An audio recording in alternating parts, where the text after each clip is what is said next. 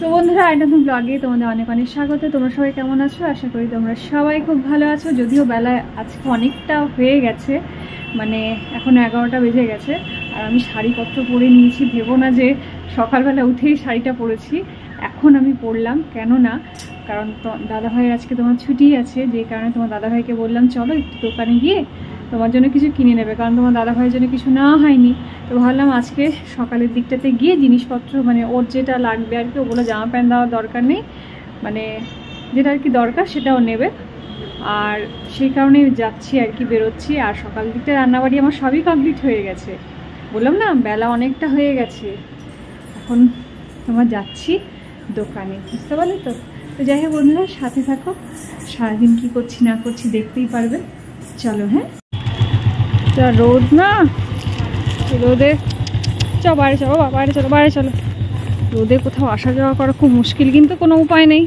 বিকেলবেলা হলে ঝড় বৃষ্টি এমন উঠছে, ও ঠিক থাকে না, বুঝতে পারলে তো? চলো। হ্যাঁ, চলে এসছি আমাদের শপিং সেন্টারে।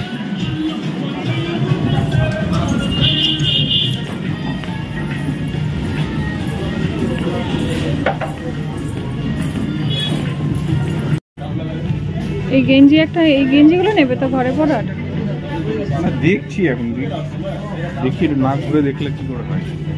এই গেঞ্জিগুলো বেশি ভালো লাগছে, তো সেগুলো বাইরে পরা, তোমার তো অফিসে তো চলবে না। না, বাইরে যা লু হাওয়া চলছে না, গরম হাওয়া, ঘরে থাকলে বোঝা যায় না। বাইরে এত রোদের তেজ আর এত লু চলছে।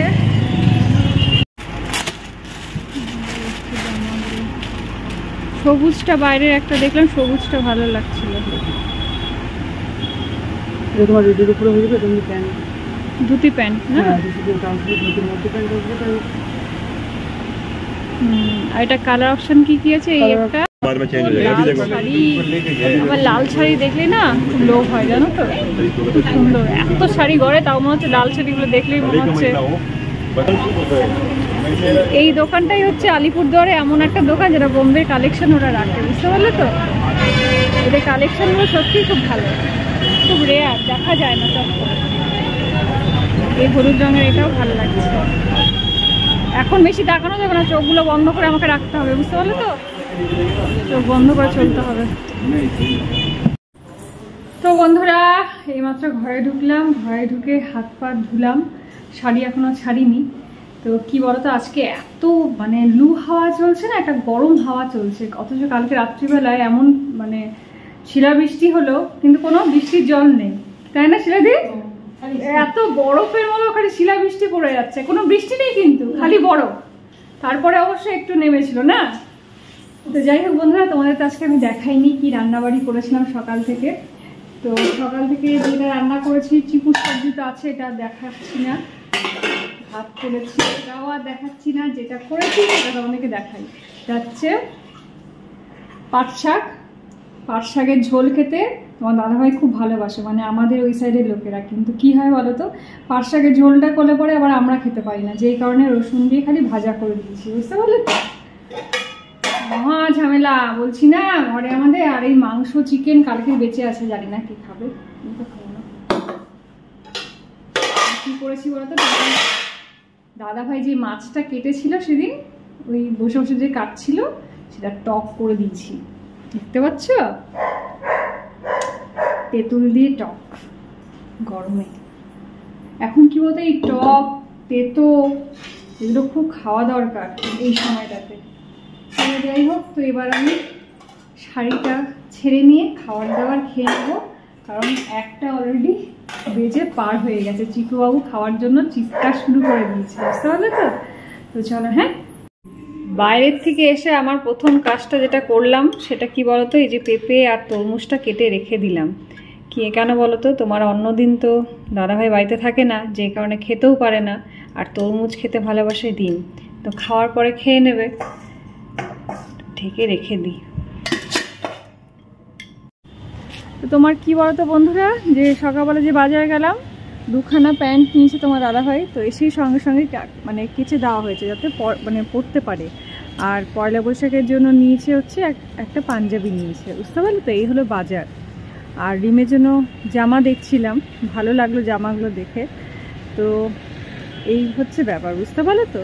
আর তোমাদেরকে একটা জিনিস দেখাই, সেটা হচ্ছে দেখো আমার পদ্ম গাছটাতে কি সুন্দর করি এসছে, 1-2 দিনের মধ্যে ফুলও ফুটে যাবে। প্রত্যেকটা গাছে করি এসছে।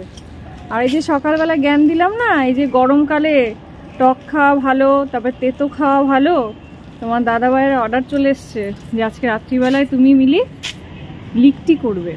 লিকটিটা কি বলো তো, বিহারিদের খুব ভালো খাবার। মানে তোমার দাদাভাই আগে বিহারি থাকতো, তো মানে ঝাড়খণ্ডের মধ্যে থাকতো, তো এইসব জায়গায় না এইসব মানে লিকটিটা হচ্ছে ছাতু, রুটির মধ্যে ছাতু ভরে গোল গোল হয়। অনেকে হয়তো জানো, অনেকে হয়তো জানো না। তো আজকে ওটা আমাকে বানাতে বললো। কেন বলো তো, কারণ আমাদের এখানে এক দাদা আছে যে বিহারে থাকে আর কি। তো ও না মানে তোমার দাদাভাইকে খুব ভালোবাসে, বুঝতে পারলে তো। মানে ও বৃহস্পতিবার করে ওর অ্যাকচুয়ালি সেলুন আছে, তো বন্ধ থাকে বলে ও বৃহস্পতিবার করে কিছু না কিছু হলেই দিয়ে যাবে তোমার দাদাভাইকে এসে কিছু খাবার দাবার আর কি। কিন্তু আমাদের আর সেটা আর দেওয়া হয় না এই কারণেই, কারণ রবিবার দিন ও মানে ওর সেলুনে একদম পুরো মানে প্যাকটাপ থাকে, যেই কারণে ওর সময় হয় না। আর তোমার দাদাভাইয়ের গোটা সপ্তাহ সময় হয় না, যে কারণে আজকের দিনটা ছুটি আছে আর ওরও বন্ধ আছে, যেই কারণে বললো আজকে তুমি বানাও, আজকে ওকে আমি ডাকবো। বুঝতে পারলে তো বন্ধুরা, সকালে বললাম এত ভালো খাওয়া গরমে এই সেই, আর রাত্রিবেলাতে এসব আমাকে বানাতে হবে এখন। তো চলো আটাটা মেখে রাখি, অনেক ঝামেলার জিনিস এই। তো বন্ধুরা আমার অলরেডি আটা মাখা কমপ্লিট হয়ে গেছে, অনেকটা আটা হয়ে গেল মনে হচ্ছে, যদিও লাগবে, বুঝতে পারলো তো। যাই হোক আটাটা হয়ে গেল মাখা। তো কি বলতো বন্ধুরা, তোমার দাদাভাই বললো এখন গোল গোল না করে রুটির মতো করতে, তাহলে নাকি সহজ হবে। তো যাই হোক তোমার দাদাভাইকে এখন বললাম যে তুমি ছাতুটা আমাকে মেখে দাও, তারপরে বাকিটা আমি করে দেবো। তো তোমার দাদাভাইকে কি বললাম বলো তো, তুমি ছাতুটা মাখো, কারণ তোমার দাদাভাই যেটাতে হাত দেবে সেটার টেস্টটা ভালো হয়। এটাতে ছাতুর মধ্যে কি দিলে, জোয়ান দিলে। এরপরে কি দিচ্ছ? রসুন আর কাঁচা লঙ্কা। রসুন কাঁচা লঙ্কা। এরপরে কি দিচ্ছ? পেঁয়াজ কুচি। এই ছাতু মাখাটাই কিন্তু মেন কাজ হচ্ছে ছাতুটার মধ্যে যা টেস্ট আসবে, বুঝতে পারলে তো। এমনি রুটির মধ্যে তো কোনো টেস্ট নেই, কিন্তু ছাতুটা যেটা মাখা হয় সেটা হচ্ছে পুরো গরম, বুঝলো তো। এটা পুরো খাবারটা হচ্ছে একটু গরমে, মানে ঠান্ডার সময় খায়। হ্যাঁ, আর তুমি গরমের সময় এটা করছো, তাই তো? হ্যাঁ, এই গরমে একটু গরমটা ভালো লাগবে।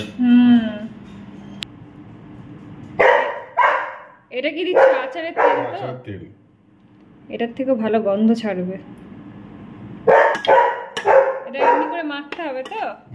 আর আমাদের ঘরে যা চিৎকার কি শুনবে তোমরা, দেখছো তো সমানে চিৎকার। বাবু কোথায় গেল? রিম এখন পড়াশোনা করছে, বুঝতে পারলে তো, ওই জন্য চিকুকে সামলাতে পারবে না ও, কারণ স্যার আসবে। এটা কি দিচ্ছ? নুন। এই মাখাটাই মেন, তোমার দাদাভাইয়ের হাতের টেস্টটা ভালো হয় না, ওই জন্য বললাম তুমি মাখো, বাকিটা আমি করে নিচ্ছি। কি দিচ্ছ এটা? এটা ওই লেবুটা জল দিয়ে একটু চটকে দিয়েছিলাম, ছেঁকে নিচ্ছি। মানে জলের মধ্যে লেবুটা তো, কালগুলো যেন না যায়, লেবুর রস আর কি, তাই তো? জল আর লেবু একসাথে মিক্স হবে। হ্যাঁ, এবার এটাকে মাখবে। তো বন্ধুরা তোমার এতগুলো আমার হয়ে গেছে, তোমার পুর ভরা। এবার এই একটা বাকি আছে, এটা তোমাদের সামনে একবার করে দেখিয়ে দিচ্ছি কি করে পুরটা ভরছি। তোমরা সবাই জানো, বলবে বাবারে এটা আবার দেখাবার কি আছে, দেখাই। তখন বলবে যে, কেউ বলবে কই দেখালে না তো, বললে যে ওই জন্যই দেখানো, বুঝতে পারলে তো বন্ধুরা। অনেকটা বেঁচে গেল, কি করবো ভাবছি এটাই।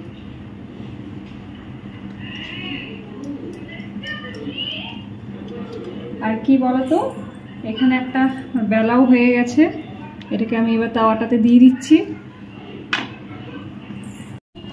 কি বলতো, তেল দিয়ে করব না, এমনি সেকেই করব, বুঝতে পারলে তো। আমার দাদাভাই আবার কি বলতো, তেলের শাঁকাটা পছন্দ করে না। লাস্ট রুটি ভরে গেছে পুরো আমার গামলা রুটির।